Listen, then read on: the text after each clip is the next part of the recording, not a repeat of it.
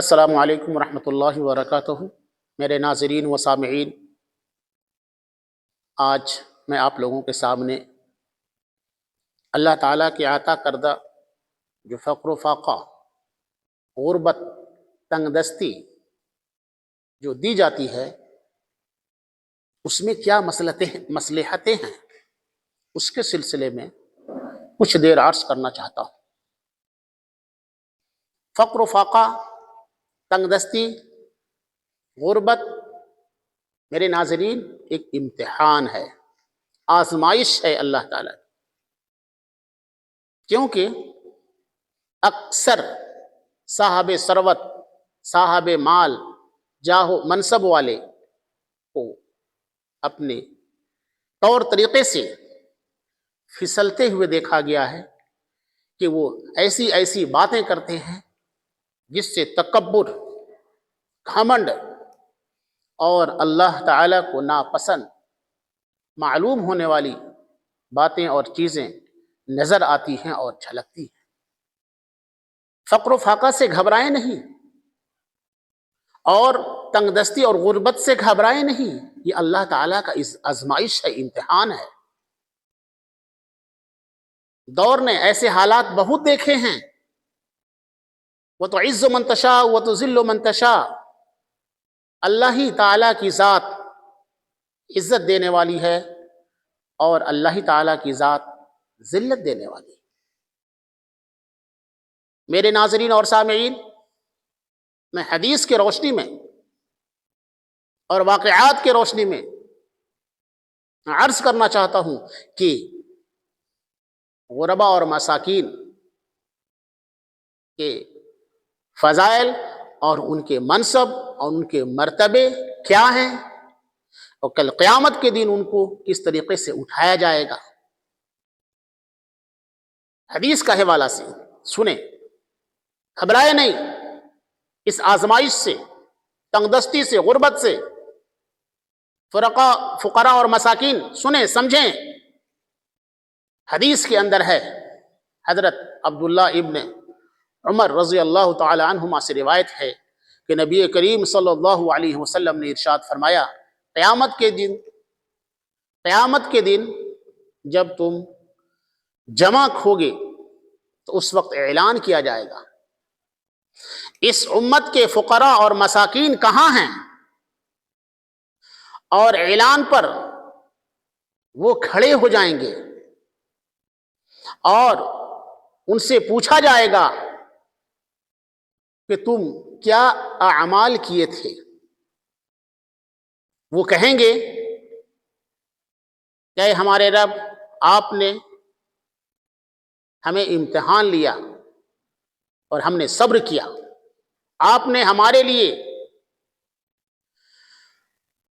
بہت سی چیزیں، ایسی چیز ہمارے واسطے، آپ نے ہمارے واسطے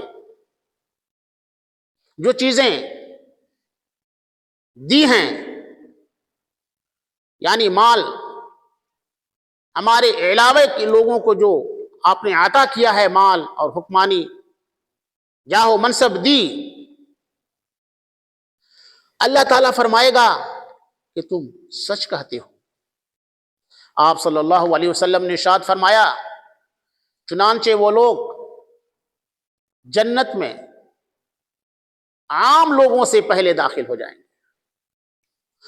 اور حساب و کتاب کی سختی سے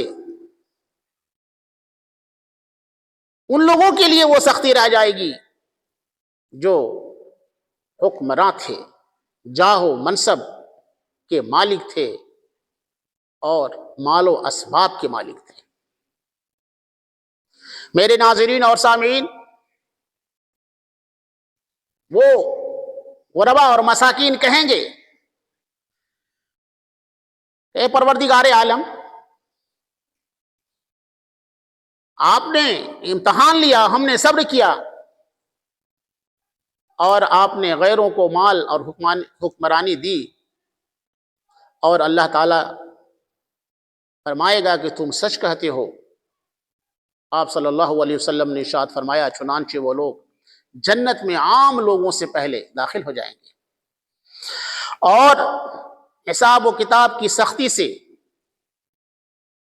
باز رہیں گے، اور یہ حساب و کتاب کی سختی صرف حکمرانوں اور جاہ اور منصب والوں کے لیے رہ جائے گی۔ میرے ناظرین اور سامعین، تو پتہ چلا کہ جاہ و منصب، مال و دولت بھی ایک جان کا کال ہے اور سبب ہے، مصیبت کا سبب ہے، اس کا حساب لیا جائے گا۔ حضرت ابو سعید رضی اللہ تعالی عنہ سے روایت ہے کہ میں نے رسول اللہ صلی اللہ علیہ وسلم کو یہ ارشاد فرماتے ہوئے سنا، یا اللہ مجھے مسکین طبیعت بنا کر رکھ۔ کیا فرمایا؟ حضرت ابو سعید رضی اللہ تعالی عنہ اس حدیث کے راوی ہیں کہ میں نے رسول اللہ صلی اللہ علیہ وسلم کو یہ ارشاد فرماتے ہوئے سنا، یا اللہ مجھے مسکین طبیعت بنا کر رکھ، مسکین طبیعت بنا کر رکھیے، مسکینی کی حالت میں دنیا سے اٹھائیے، اور میرا مسکینوں کی جماعت میں، میرا حشر مسکینوں کی جماعت میں فرمائیے۔ کیوں کہا آپ صلی اللہ علیہ وسلم نے؟ اس کی کیا وجہ تھی؟ غور کرنے کی بات ہے میرے ناظرین اور سامعین۔ وہ مسکین، فقراء، وہ تنگ دستی والے، غربت والے حساب و کتاب کی سختی سے بری ہوں گے، وجہ خاص روز روشن کی طرح آیا ہے۔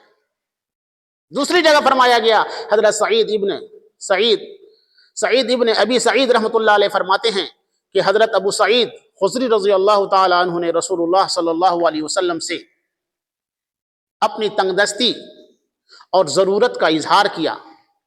رسول اللہ صلی اللہ علیہ وسلم نے ارشاد فرمایا، ابو سعید صبر کرو، تم میں سے جو کچھ مجھ سے محبت کرتا ہے، فقر اس پر ایسی تیزی سے آتا ہے جیسے تیزی سے سیلاب کا پانی اونچائی سے اور پہاڑوں کی بلندی سے نیچے کی طرف گرتا ہے۔ پتہ چلا اس حدیث پاک سے اور آپ صلی اللہ علیہ وسلم کو صحابہ کرام کی اس تعلیم سے کہ فقر و فاقہ اور تنگ دستی اور مصائب پر صبر کرنے کا درجہ، انعام اور اکرام بہت زیادہ ہے، جو دنیا میں دیکھنے کو مل جاتا ہے۔ اور صبر کرنا اور شکر کرنا میرے ناظرین بہت بڑی چیز ہے۔ جب بندہ مصائب پر صبر کرتا ہے تو اللہ تعالیٰ کا خصوصی نصرت اور مدد کھل کر شامل حال ہوتی ہے، اور اللہ تعالیٰ کی نعمتوں کا شکر کرتا ہے تو اللہ تبارک و تعالیٰ اس نعمت کے اندر اور اضافہ کرتا ہے۔ آج ہمارا حال یہ ہے کہ جب مصائب اور مصیبتیں چاروں طرف سے گھیرا کرتی ہیں تو ہم بجائے صبر کے لان تان کرتے ہیں اور ایسا کفریہ کلام کرتے ہیں کہ کیا اللہ تعالیٰ کو مجھے کو مصیبتیں دینی تھی، اللہ معاف کرے۔ نا علمی کی بنا پر ایسا کلام ہم ظاہر کرتے ہیں جو کفریہ کلام ہے، کفریہ عمل ہے۔ صبر کرنے کی بات ہے، اللہ تعالیٰ کی مدد شامل حال ہوتی ہے۔ اور فرمایا گیا کہ اللہ تعالیٰ کی نعمتوں کا شکر ادا کرو۔ اگر تم شکر ادا کرو گے تو ہم مال میں زیادتی ادا کریں گے، نعمتوں کا شکر ادا کرو گے، اور اگر ناشکری کرو گے تو ہم چھین لینے پر بھی قادر ہیں۔ میرے ناظرین اور سامعین، صبر اور شکر بہت بڑا عمل ہے، جس صبر اور شکر سے اللہ تعالیٰ اپنے بندوں کے قریب ہو جاتا ہے، اور جب بندہ اللہ کے قریب ہو جاتا ہے تو اللہ تعالیٰ کی مدد کھل کر سامنے آتی ہے۔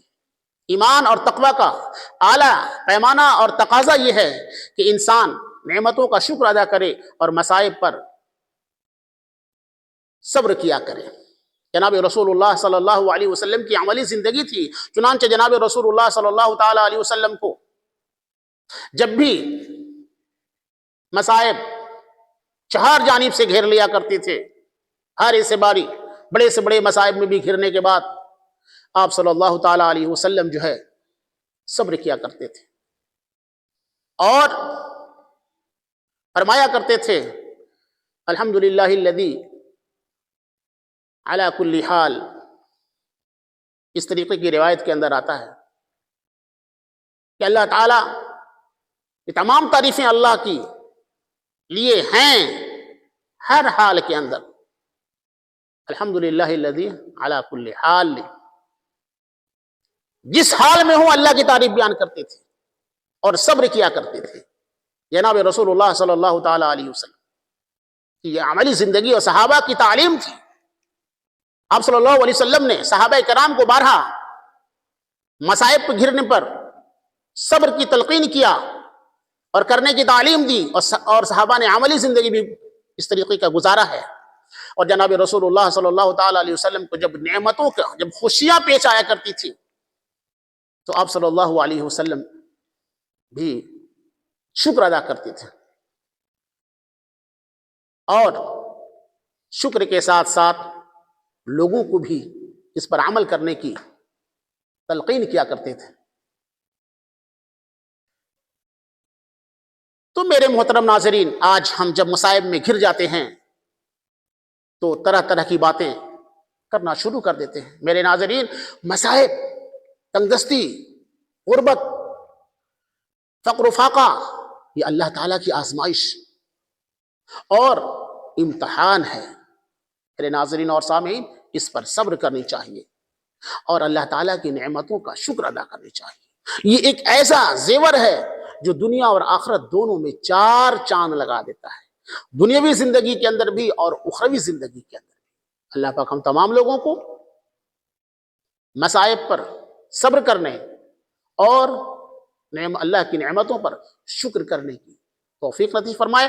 اور میرے ناظرین، یہ حدیثیں ہم نے جو پڑھی ہیں، جناب رسول اللہ صلی اللہ تعالی علیہ وسلم کی بیان کردہ تعلیمات، آپ صلی اللہ علیہ وسلم نے صحابہ کرام کو اور امت کے فقراء اور مساکین کو فرمایا ہے، بہت اہم چیزیں ہیں عملی زندگی کے لیے. اور یہ امتحان ہے، اس سے گھبرانی نہیں چاہیے، اور اس کے لاحق ہو جانے پر زندگی کے اندر لان تان نہیں کرنی چاہیے، ورنہ اس طریقے سے ایمان جاتا رہتا ہے. میرے ناظرین اور سامعین، یہ حدیث ہم نے جو پڑھی ہے، صبر اور شکر اور فقراء اور مساکین کے سلسلے میں اور ان کے قیامت کے دن درجے بلند ہونے کے فضائل کے سلسلے میں، وہ تمام باتیں حتی الامکان آپ تک پہنچ گئیں. میں امید کرتا ہوں کہ آپ اللہ تعالیٰ کی نعمتوں کے مل جانے اور ملنے پر شکر ادا کریں گے، اور مصائب پر، خواہ وہ کتنے ہی بڑے مصائب کیوں نہ ہو، اگر وہ پہنچ چکی ہیں. چلتے چلتے میں بتا دوں کہ الہدایہ اسلامک یوٹیوب چینل جو آپ دیکھ رہے ہیں، یہ ایسا چینل ہے جو اسلامک، مذہبی، اخلاقی، تہذیبی، معاشرتی اور سماجی مسئلے مسائل کو آپ تک بھیجتا آ رہا ہے. اگر آپ اس چینل کے نئے ساتھی ہیں تو سبسکرائب کریں گے.